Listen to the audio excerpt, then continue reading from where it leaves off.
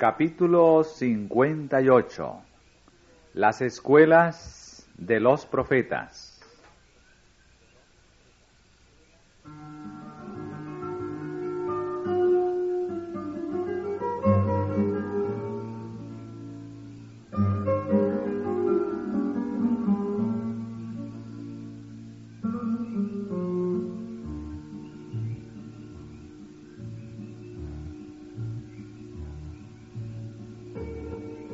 El Señor mismo dirigía la educación de Israel.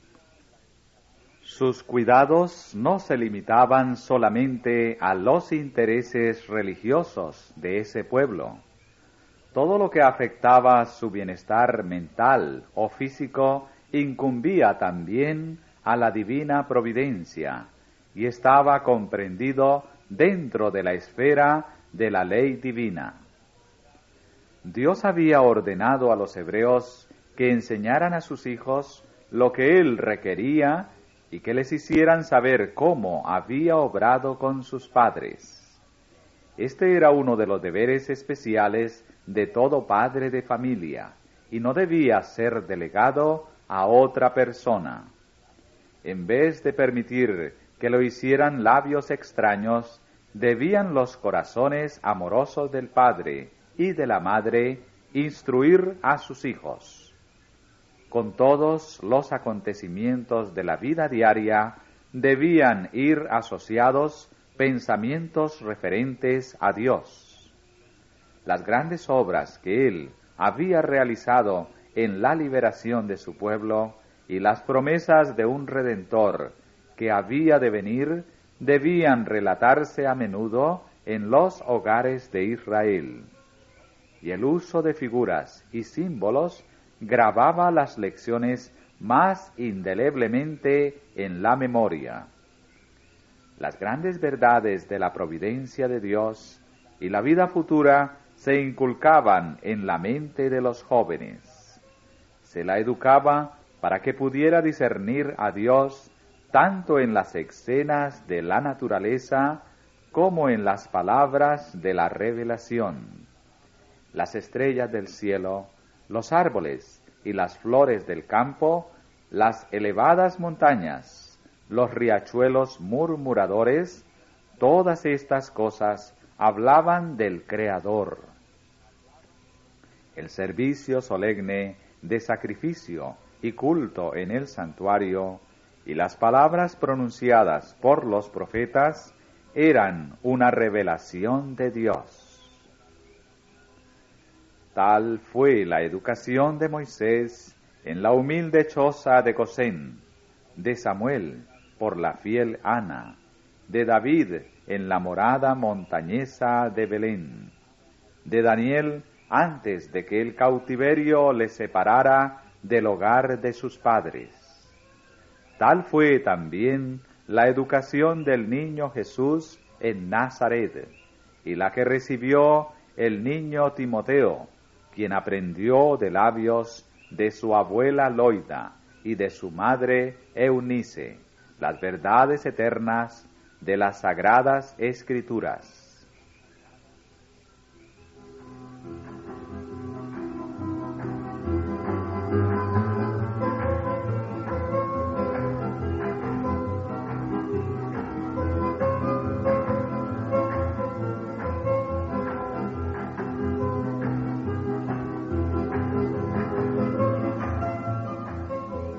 Mediante el establecimiento de las escuelas de los profetas, se tomaron medidas adicionales para la educación de la juventud. Si un joven deseaba escudriñar más profundamente las verdades de la palabra de Dios y buscar sabiduría de lo alto, a fin de llegar a ser maestro en Israel, las puertas de estas escuelas estaban abiertas para él. Las escuelas de los profetas fueron fundadas por Samuel para servir de barrera contra la corrupción generalizada, para cuidar del bienestar moral y espiritual de la juventud y para fomentar la prosperidad futura de la nación, supliéndole hombres capacitados para obrar en el temor de Dios como jefes y consejeros. Con el fin de lograr este objeto, Samuel reunió compañías de jóvenes piadosos, inteligentes y estudiosos. A estos jóvenes se les llamaba hijos de los profetas. Mientras tenían comunión con Dios y estudiaban su palabra y sus obras, se iba agregando sabiduría del cielo a sus dones naturales. Los maestros eran hombres que no sólo conocían la verdad divina, sino que habían gozado ellos mismos de la comunión con Dios y habían recibido los dones especiales de su espíritu. Gozaban del respeto y la confianza del pueblo, tanto por su saber como por su piedad. En la época de Samuel había dos de estas escuelas, una en Rama, donde vivía el profeta, y la otra en Kiriat Yarim, donde estaba el arca en aquel entonces. Se establecieron otras en tiempos ulteriores. Los alumnos de estas escuelas se sostenían cultivando la tierra o dedicándose a algún trabajo manual. En Israel, esto no era considerado extraño ni degradante. Más bien, se consideraba un crimen permitir que los niños crecieran sin que se les enseñara algún trabajo útil. Por orden divina, a todo niño se le enseñaba un oficio, aun en el caso de tener que ser educado para el servicio sagrado. Muchos de los maestros religiosos se sostenían por el trabajo de sus manos. Aún en el tiempo de los apóstoles, Pablo y Aquila no veían menoscabado su honor porque se ganaban la vida ejerciendo su oficio de tejedores de tiendas.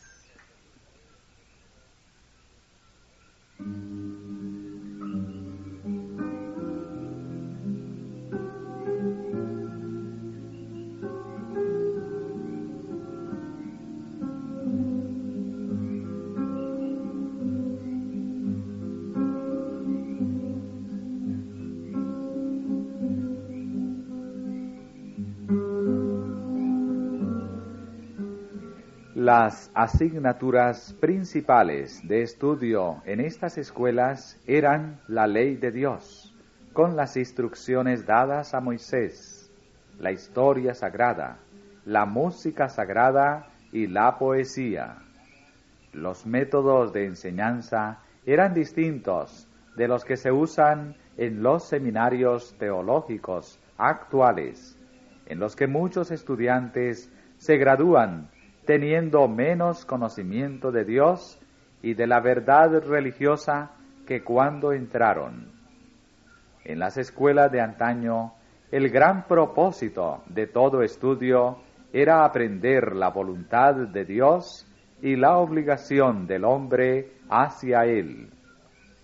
En los anales de la historia sagrada se seguían los pasos de Jehová, se recalcaban las grandes verdades presentadas por los símbolos o figuras y la fe trababa del objeto central de todo aquel sistema, el Cordero de Dios, que había de quitar el pecado del mundo. Se fomentaba un espíritu de devoción. No solamente se les decía a los estudiantes que debían orar, sino que se les enseñaba a orar, a aproximarse a su Creador, a ejercer fe en Él, a comprender y obedecer las enseñanzas de su Espíritu. Intelectos santificados sacaban del tesoro de Dios cosas nuevas y viejas, y el Espíritu de Dios se manifestaba en profecías y cantos sagrados. Se empleaba la música con un propósito santo, para elevar los pensamientos hacia aquello que es puro, noble y enaltecedor, y para despertar en el alma la devoción y la gratitud hacia Dios. Cuánto contraste hay entre la antigua costumbre y los usos que con frecuencia se le da hoy a la música. Cuántos son los que emplean este don especial para ensalzarse a sí mismos, en lugar de usarlo para glorificar a Dios.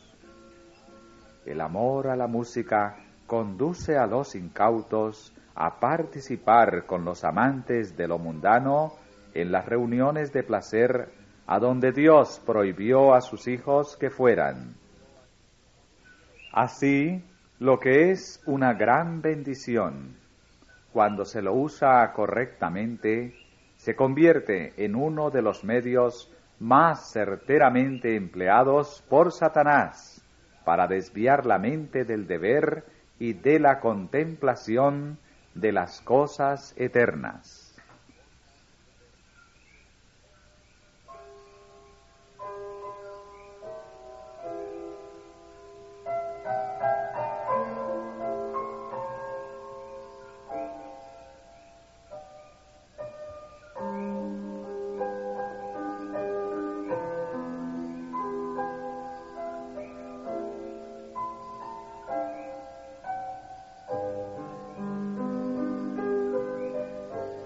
La música forma parte del culto tributado a Dios en los atrios celestiales, y en nuestros cánticos de alabanza debiéramos procurar aproximarnos tanto como sea posible a la armonía de los coros celestiales. La educación apropiada de la voz es un rasgo importante en la preparación general y no debe descuidarse. El canto, como parte del servicio religioso, es tanto un acto de culto como lo es la oración. El corazón debe sentir el espíritu del canto para darle expresión correcta. ¡Cuánta diferencia media entre aquellas escuelas donde enseñaban los profetas de Dios y nuestras instituciones modernas de saber! Cuán pocas escuelas pueden encontrarse que no se rijan por las máximas y costumbres del mundo. Hay una falta deplorable de gobierno y disciplina. Es alarmante la ignorancia que existe acerca de la palabra de Dios entre los que se hacen llamar cristianos. Las conversaciones triviales y el mero sentimentalismo pasan por enseñanza en el campo de la moral y de la religión. La justicia y la misericordia de Dios, la belleza de la santidad y la recompensa segura por el bien hacer, el carácter odioso del pecado y la certidumbre de sus terribles consecuencias no se recalcan en la mente de los jóvenes. Las amistades perversas están instruyendo a la juventud en los caminos del crimen, de la disipación y del libertinaje. ¿No podrían los educadores actuales aprender de las antiguas escuelas hebreas algunas lecciones provechosas? El que creó al hombre proveyó para el desarrollo de su cuerpo, alma y mente. Por consiguiente, el verdadero éxito en la educación depende de la fidelidad con la cual el hombre lleva a cabo el plan del Creador. El verdadero propósito de la educación es restaurar la imagen de Dios en el alma. En el principio, Dios creó al hombre a su propia semejanza. Le dotó de cualidades nobles. Su mente era equilibrada y todas las facultades de su ser eran armoniosas. Pero la caída y sus resultados pervirtieron estos dones. El pecado echó a perder y casi hizo desaparecer la imagen de Dios en el hombre. Restaurar esta fue el objeto con que se concibió el plan de la salvación y se le concedió un tiempo de gracia al hombre. Hacerle volver a la perfección original en la que fue creado es el gran objeto de la vida, el objeto en que estriba todo lo demás. Es obra de los padres y maestros en la educación de la juventud cooperar con el propósito divino, y al hacerlo son coadjutores de Dios.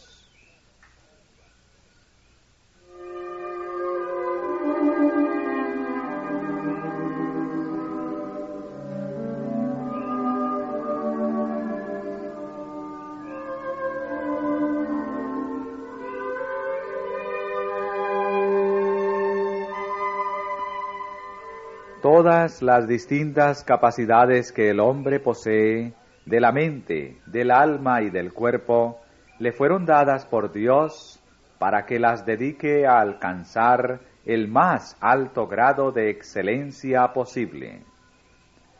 Pero esta cultura no puede ser egoísta ni exclusiva, porque el carácter de Dios, cuya semejanza hemos de recibir, es benevolencia y amor. Toda facultad y todo atributo con que el Creador nos haya dotado deben emplearse para su gloria y para el ennoblecimiento de nuestros semejantes. Y en este empleo se halla la ocupación más pura, más noble y más feliz. Si se concediera a este principio la atención que merece por su importancia, se efectuaría un cambio radical en algunos de los métodos corrientes de enseñanza. En vez de despertar el orgullo, la ambición egoísta y un espíritu de rivalidad, los maestros procurarían evocar un sentimiento de amor a la bondad, a la verdad y a la belleza. Harían desear lo excelente. El alumno se esforzaría por desarrollar en sí mismo los dones de Dios, no para superar a los demás, sino para cumplir el propósito del Creador y recibir su semejanza. En vez de ser encauzado hacia las meras normas terrestres o movido por el deseo de exaltación propia que de por sí empequeñece y rebaja, el espíritu sería dirigido hacia el Creador para conocerle y llegar a serle semejante. El temor de Jehová es el principio de la sabiduría, y la ciencia de los santos es inteligencia. La formación del carácter es la gran obra de la vida, y un conocimiento de Dios, el fundamento de toda educación verdadera. Impartir este conocimiento y amoldar el carácter de acuerdo con él debe ser el propósito del maestro en su trabajo. La ley de Dios es un reflejo de su carácter. Por esto dice el salmista: todos tus mandamientos son justicia, y de tus mandamientos he adquirido inteligencia. Dios se nos ha revelado en su palabra y en las obras de la creación. Por el libro de la inspiración y el de la naturaleza hemos de obtener un conocimiento de Dios. Una ley del intelecto humano hace que se adapte gradualmente a las materias en las cuales se le enseña a espaciarse. Si se dedica solamente a asuntos triviales, se atrofia y se debilita. Si no se le exige que considere problemas difíciles, pierde con el tiempo su capacidad de crecer. Como instrumento educador, la Biblia no tiene rival. En la palabra de Dios, la mente halla temas para la meditación más profunda y las aspiraciones más sublimes. La Biblia es la historia más instructiva que posean los hombres. Proviene directamente de la fuente de verdad eterna, y una mano divina ha conservado su integridad y pureza a través de los siglos. Ilumina el lejano pasado más remoto, donde las investigaciones humanas procuran en vano penetrar.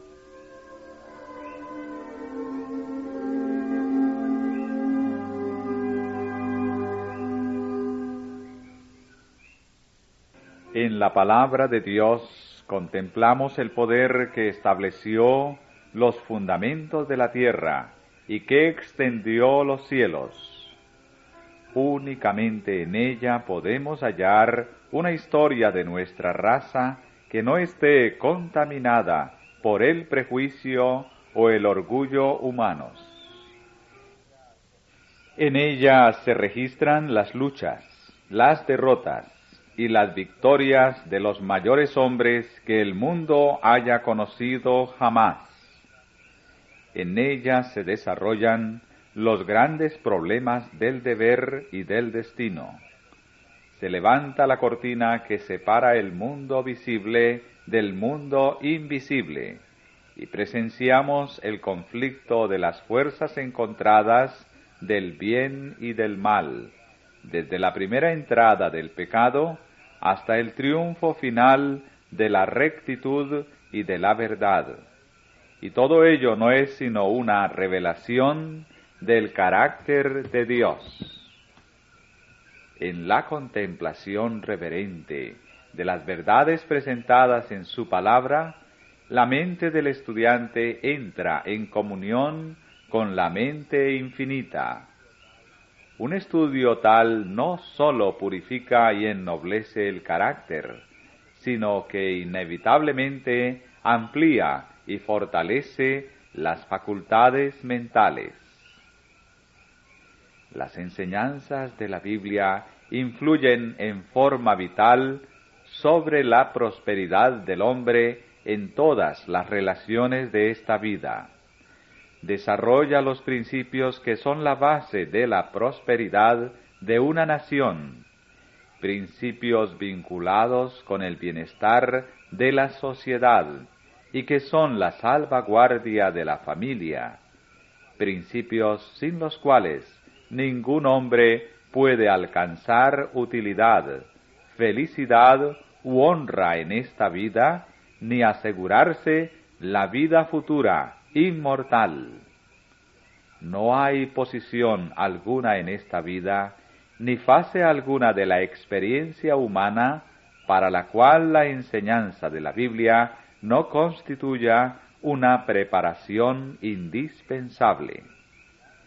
Si se estudiara la palabra de Dios y se la obedeciera, daría al mundo hombres de intelecto más enérgico y activo que cuantos puede producir la mayor aplicación al estudio de todas las materias abarcadas por la filosofía humana.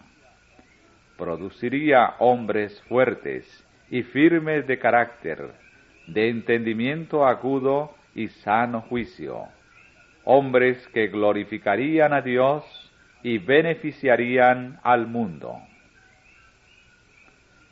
Por el estudio de las ciencias, también hemos de obtener un conocimiento del Creador.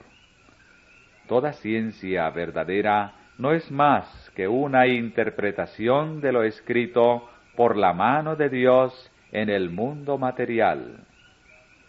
Lo único que hace la ciencia es obtener de sus investigaciones nuevos testimonios de la sabiduría y del poder de Dios. Si se los comprende bien, Tanto el libro de la naturaleza como la palabra escrita nos hacen conocer a Dios al enseñarnos algo de las leyes sabias y benéficas por medio de las cuales Él obra.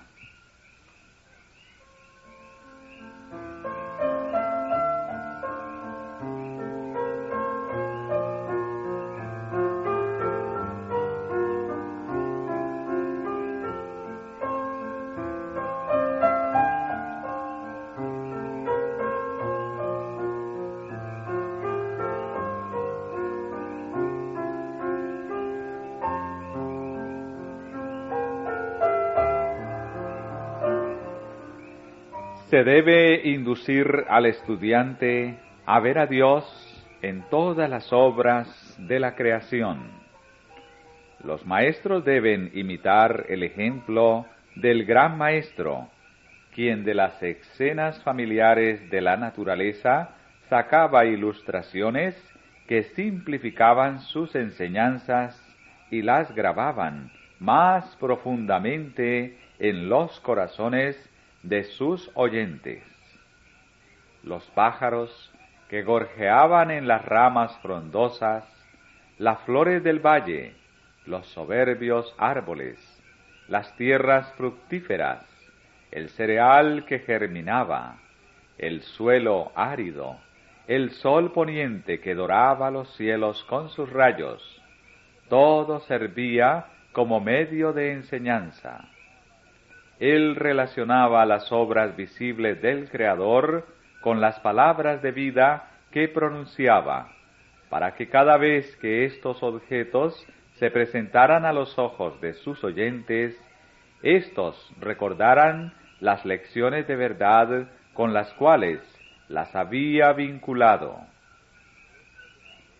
El sello de la deidad, manifestado en las páginas de la revelación, se ve en las altas montañas, los valles fructíferos y en el ancho y profundo océano. Las cosas de la naturaleza hablan al hombre del amor de su Creador. Por señas innumerables en el cielo y en la tierra, nos ha unido consigo. Este mundo no consiste solo en tristeza y miseria. Dios es amor. Está escrito en cada capullo que se abre, en los pétalos de toda flor y en cada tallo de hierba. Aunque la maldición del pecado ha hecho que la tierra produzca espinos y cardos, hay flores en los cardos, y las espinas son ocultadas por las rosas. Todas las cosas de la naturaleza atestiguan el cuidado tierno y paternal de nuestro Dios, y su deseo de hacer felices a sus hijos. Sus prohibiciones y mandamientos no se destinan solamente a mostrar su autoridad, sino que en todo lo que hace procura el bienestar de sus hijos. No exige que ellos renuncien a nada que les convendría guardar. La opinión prevaleciente en algunas clases de la sociedad de que la religión no favorece el logro de la salud o de la felicidad en esta vida es uno de los errores más perniciosos. La Sagrada Escritura dice: el temor de Jehová es para vida, y con él vivirá el hombre, lleno de reposo, no será visitado de mal. ¿Quién es el hombre que desea vida, que codicia días para ver bien? Guarda tu lengua de mal, y tus labios de hablar engaño. Apártate del mal, y haz el bien. Busca la paz, y síguela. Las palabras de la sabiduría son vida a los que las hallan, y medicina a toda su carne.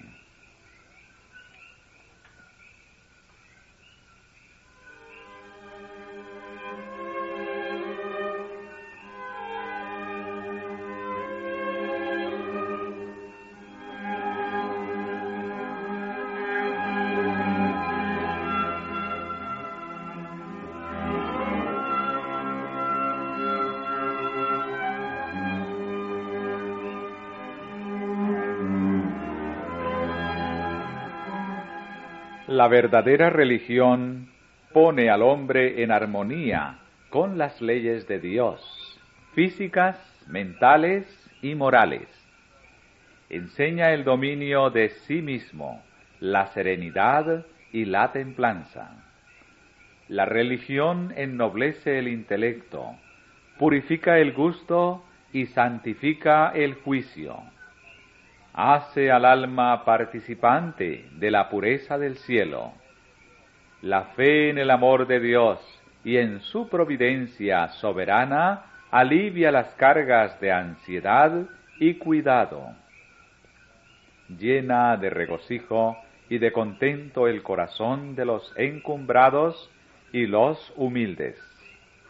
La religión tiende directamente a fomentar la salud, alargar la vida y realzar nuestro goce de todas sus bendiciones. Abre al alma una fuente inagotable de felicidad. Ojalá que todos aquellos que no han escogido a Cristo se dieran cuenta de que Él tiene algo que ofrecerles, que es mucho mejor de lo que ellos buscan. El hombre hace a su propia alma el mayor daño e injusticia cuando piensa y obra en forma contraria a la voluntad de Dios. No se puede hallar gozo verdadero en la senda prohibida por aquel que sabe en qué consiste lo mejor y procura el bien de sus criaturas.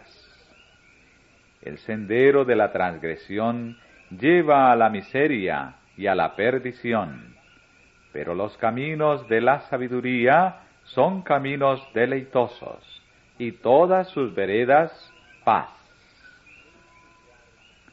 Se puede estudiar con provecho tanto el adiestramiento físico como la disciplina religiosa que se practicaban en las escuelas de los hebreos. El valor de esta educación no se aprecia debidamente. Hay una estrecha relación entre la mente y el cuerpo, y para alcanzar un alto nivel de dotes morales e intelectuales, debemos acatar las leyes que gobiernan nuestro ser físico. Para alcanzar un carácter fuerte y bien equilibrado, deben ejercitarse y desarrollarse nuestras fuerzas, tanto mentales como corporales. ¿Qué estudio puede ser más importante para los jóvenes que el de este maravilloso organismo que Dios nos ha encomendado y de las leyes por las cuales ha de conservarse en buena salud? Y ahora, como en los tiempos de Israel, cada joven debe recibir instrucción sobre los deberes de la vida práctica. Cada uno debe adquirir el conocimiento de algún ramo del trabajo manual por el cual, en caso de necesidad, podrá ganarse la vida. Esto es indispensable, no sólo como protección contra las vicisitudes de la vida, sino también a causa de la influencia que ejercerá en el desarrollo físico, mental y moral. Aunque hubiese seguridad de que uno no habrá de depender del trabajo manual para mantenerse, debiera, sin embargo, aprender a trabajar.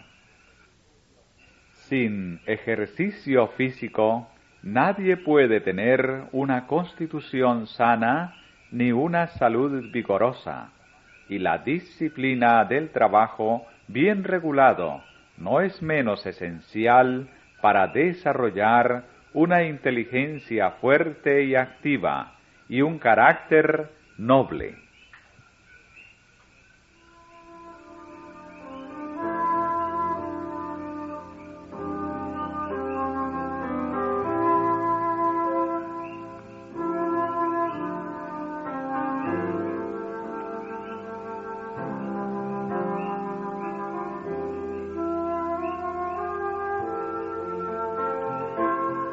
Todo estudiante debiera dedicar una porción de cada día a un trabajo físico activo.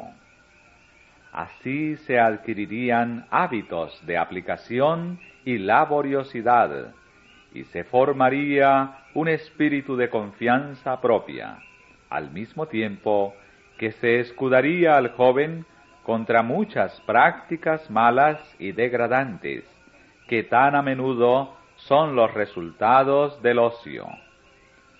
Todo esto cuadra con el fin principal de la educación, porque al estimular la actividad, la diligencia y la pureza, nos ponemos en armonía con el Creador.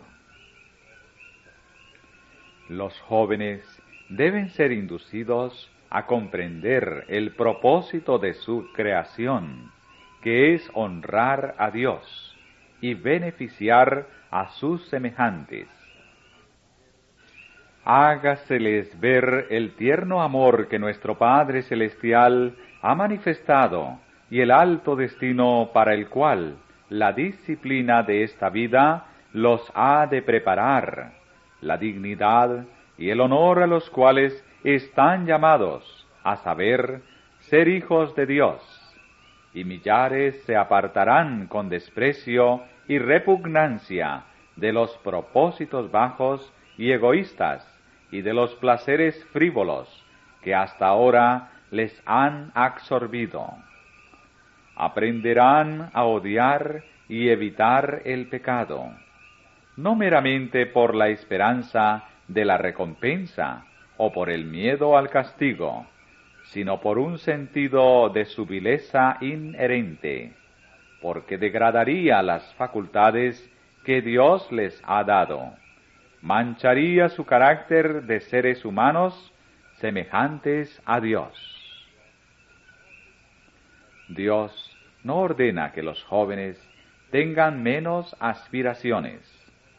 Los rasgos de carácter que dan éxito y honores a un hombre entre sus semejantes, el deseo inextinguible de algún bien mayor, la voluntad indomable, los esfuerzos arduos, la perseverancia incansable, no deben eliminarse. Por la gracia de Dios, deben encauzarse hacia fines que superen los intereses egoístas y temporales, como los cielos son más altos que la tierra. Y la educación comenzada en esta vida continuará en la vida venidera.